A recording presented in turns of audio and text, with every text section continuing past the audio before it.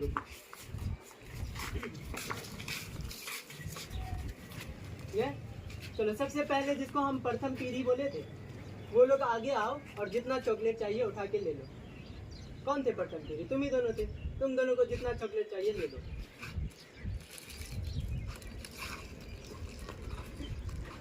अब दूसरी पीढ़ी के जो लोग थे वो चारों आगे आओ और जितना चॉकलेट चाहिए ले लो। आएगा कोई नहीं। अब तीसरे पीढ़ी के दो लोग पहले आ जाओ पी जा। अच्छा ठीक है, जितना चॉकलेट चाहिए ले लो। अब तुम लोग भी आ गया, जितना चॉकलेट चाहिए ले लो। चॉकलेट बचा क्या? चॉकलेट नहीं बचाना। चॉकलेट देखो, ये चॉकलेट हालांकि 16 बच्चे थे और चॉकलेट कितने थे? 20 थे। चॉकलेट कितने थे? 20। और बच्चे कितने थे? अगर तुम लोग चाहते सारे लोग एक एक चॉकलेट उठाते तो सारे लोगों को एक एक चॉकलेट मिल जाता। मास्टर के लिए भी कितने चॉकलेट बच जाते? 4 चॉकलेट बच जाते। लेकिन जिस तरह से पहले पीढ़ी का 2 लोग दिलशाद और अमीन आया, जिसको हम लोग पहला पीढ़ी मानकर चले थे, वहीं पर क्या हुआ? आधा चॉकलेट साफ हो गया। जो चॉकलेट थे ना, वो चॉकलेट नहीं थे, वो धरती पर पाए जाने वाले संसाधन थे। क्या थे? संसाधन थे। और अभी हम तुम लोगों को बताएं कि संसाधन को कितने प्रकार में बांटा जा सकता है? 2 प्रकार के, नवीकरणीय और अनवीकरणीय संसाधन। ये संसाधन खत्म हो गए, मतलब बताओ किस तरह के संसाधन थे? अनवीकरणीय संसाधन थे। तो इसी तरह से धरती पे जो बहुत सारे लोग होते हैं ना, वो सारे एक जैसे नहीं होते हैं।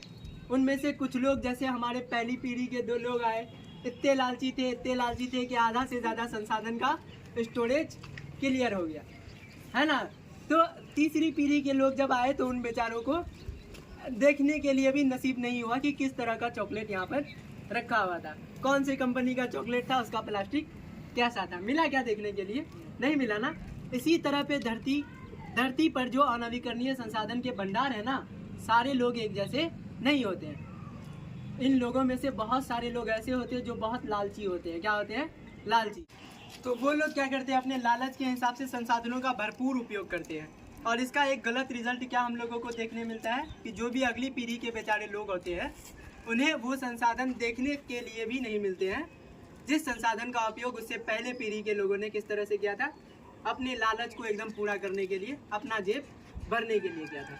तो हम लोगों को एक पढ़ा लिखा बच्चा, एक पढ़ा लिखा नागरिक और एक समझदार आदमी होने के नाते इस चीज़ का पूरा ख्याल रखना चाहिए कि जो भी अनवीकरणीय संसाधन है उनका इस्तेमाल हम लोग किस तरह से करें? सिर्फ और सिर्फ अपने ज़रूरत के हिसाब से करें।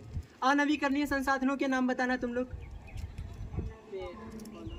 बताओ। अनवीकरणीय संसाधनों के नाम कौन कौन से अनवीकरणीय? हाँ, कोयला, डीजल, केरोसिन, ये सारी चीज़ें कैसे संसाधन है? LPG, CNG, ये सब अनवीकरणीय संसाधन है। यानी इनकी जो मात्रा है वो कैसी है? सीमित है। एक ना एक दिन धरती पर से क्या हो जाएगी? खत्म हो जाएगी। तो हम लोगों को इन चीज़ों का इस्तेमाल कैसे करना चाहिए? अपने ज़रूरत के हिसाब से करना चाहिए। थोड़ी दूरी चलने के लिए हमें गाड़ी का इस्तेमाल नहीं करना चाहिए। क्यों? वहाँ पे क्या जल रहा है? पेट्रोल जल रहा है ना। और बहुत ज़्यादा लंबा सफ़र भी करने के लिए हम लोगों को अपने पर्सनल कार और अपने मोटरसाइकिल का इस्तेमाल नहीं करना। पब्लिक बस से चलेंगे, क्या होगा? एक बस पे वहाँ 40 लोग चल पाएंगे। वैसी अगर 40 गाड़ियाँ चलेंगी तो कितना पॉल्यूशन निकलेगा? उससे हम लोगों का एनवायरनमेंट गंदा होगा, है ना। गाड़ी के धुएं से जो पॉल्यूशन निकलता है उससे हम लोगों का वातावरण भी तो गंदा हो रहा है। तो हम लोगों को कम दूरी चलने के लिए गाड़ी का इस्तेमाल नहीं करना चाहिए। ज़्यादा से ज़्यादा पब्लिक ट्रांसपोर्ट का इस्तेमाल करना चाहिए। किसका इस्तेमाल करना चाहिए? पब्लिक ट्रांसपोर्ट का, है ना। और अपने लालच को पूरा करने के लिए चीज़ों का इस्तेमाल नहीं करना चाहिए, बल्कि चीज़ों का इस्तेमाल किस लिए करना चाहिए? ज़रूरतों को पूरा करने के लिए करना चाहिए। किस लिए करना चाहिए? ज़रूरतों को। देखो, महात्मा गांधी जी कौन थे? हमारे राष्ट्रपिता, जिनको हम लोग क्या कहते हैं? बापू भी कहते हैं। उनका कहना क्या था?